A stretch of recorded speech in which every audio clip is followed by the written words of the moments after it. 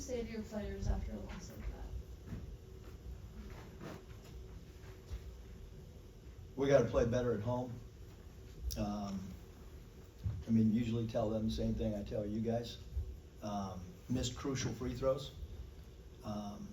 11 of 19. First of all, I'm shocked and surprised that we only took 19 free throws.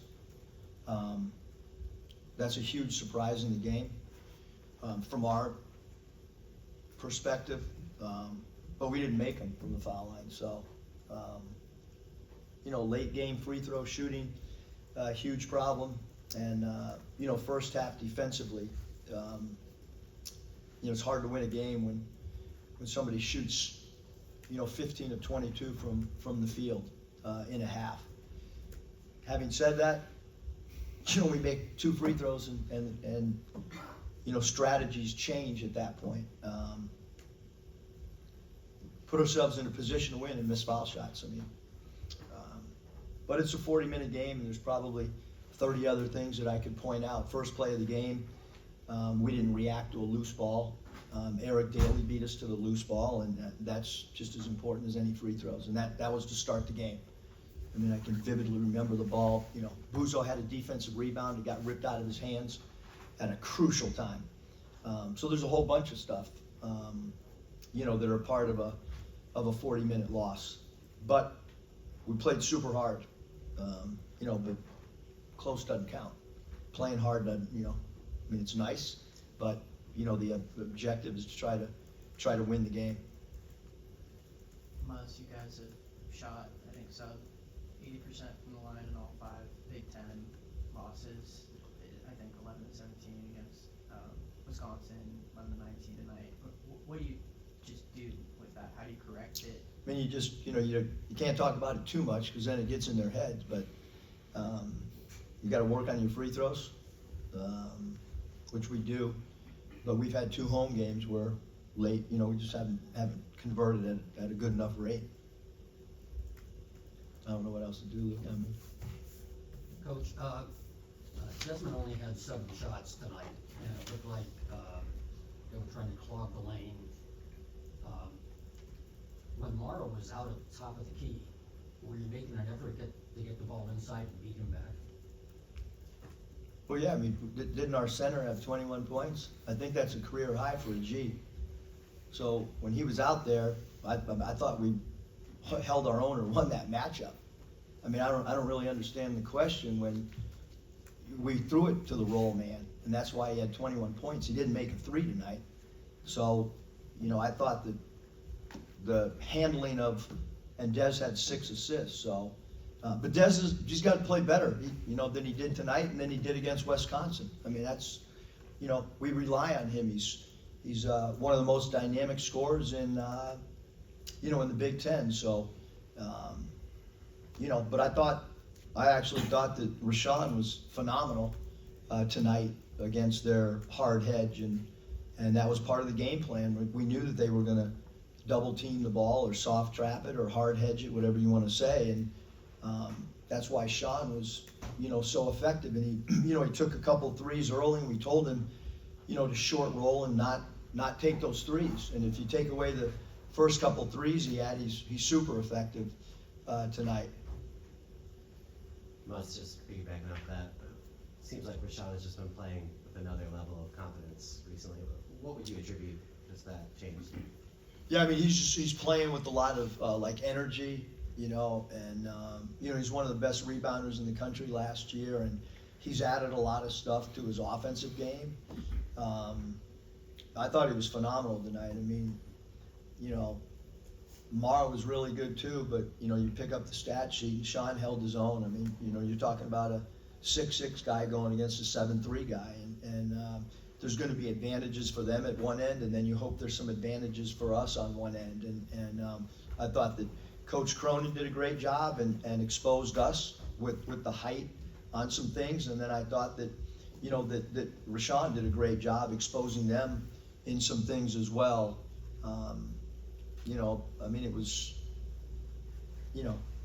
we rely on, some guys to score for us, and it didn't happen tonight. Buzo, Dez, and But I did think the team played really hard. I mean, there was a time there, maybe 9 minutes to go, that some teams wouldn't have competed and battled back, and if we make a couple, I mean, you know, obviously the 3 free throws, what Wesley's and then Saints too, I mean, they gotta run something different, or there's a little bit more pressure, when the game's tied, or, you know, than when you have a 3-point cushion. Coach, I guess that's the perfect segue. I was gonna ask you the question about pressure. The team plays well on the road in those type situations. As a coach, how do you get them to play with that same type of mindset at home, where they shouldn't feel that pressure with the home court advantage? Yeah, I don't know if it's, you know, tonight's crowd was great, you know, so,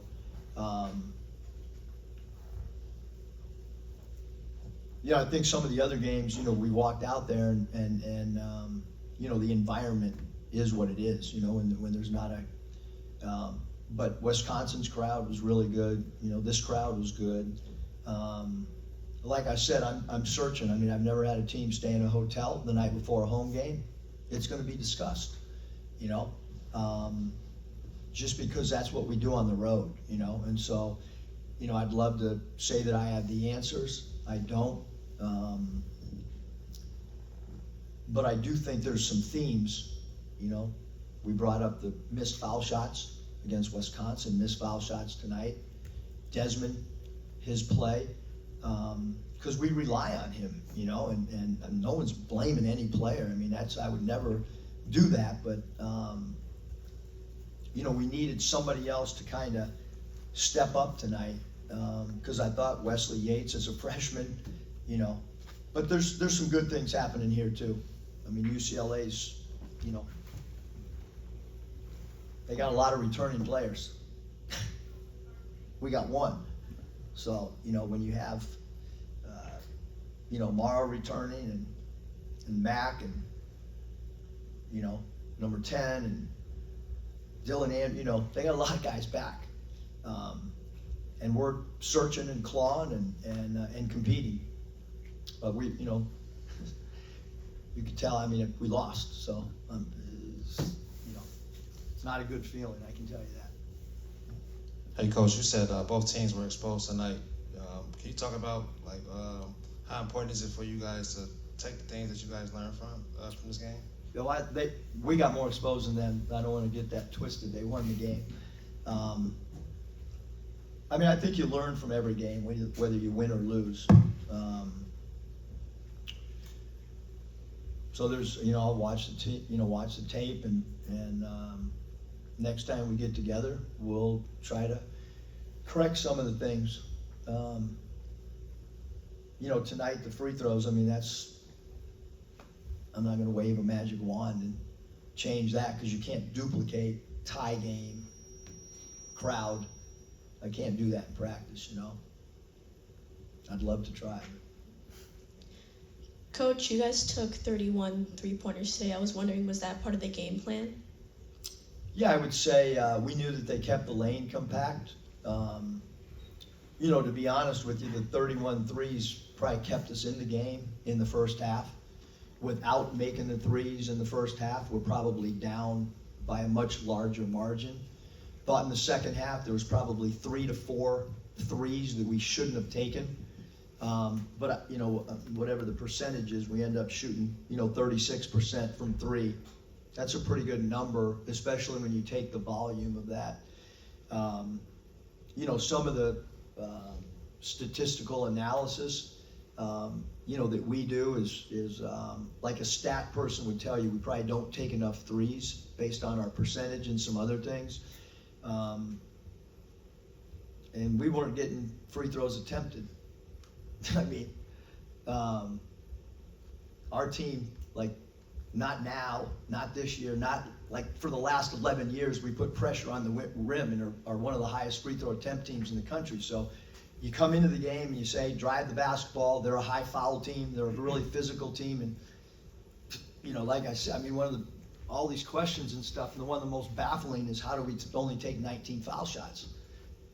I mean, just look at the, you know, look at the physicality. But, you know, at some point in the game, you got to change if you're not getting to the foul line based on dribble penetration, you're gonna have to change on the fly, and, you know, we thought the three-point line was the next best thing if you're going in there and getting dislodged, and you know, so anyway, that's, you know, I don't know if it was right or wrong, but that's what we did. Coach, do you have any timetable on the return for Matt Noling or Terrence Williams? No. I mean, Terrence is nothing foreseeable. You know, it's frustrating, you know, like two guys that are,